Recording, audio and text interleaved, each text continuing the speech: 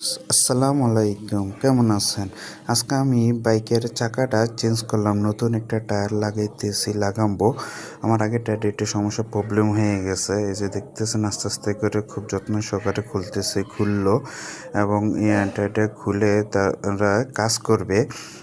আমাদের চাঁদপুর জেলা স্টেডিয়াম রোডে এখানে টায়ারটা চেঞ্জ করতেছি, চাকাটা লাগাইতেছি। আসলে চাকাটা আমার আগে এই যেটা দেখতে পাইতেছেন এটা কাজ করা যাইতো, চালানো যাইতো, ইউজ করা যাইতো আর কি। কিন্তু আমি কই না, একটা রিস্ক হয়ে যায়, কারণ রিস্ক নিয়ে বাইক চালানো এটা আসলে সম্ভব না, হয় না, কারণ এটা চেঞ্জ করাই ভালো। বুদ্ধিমান ওনারা এরকমই পরামর্শ, এরকম কথাই বললো, ওনারা যেভাবে বললো এভাবেই করলাম, না হলে তো আবার সমস্যা প্রবলেম হইতে পারে, কারণ রোডে গার্ডের বিষয় আর কি।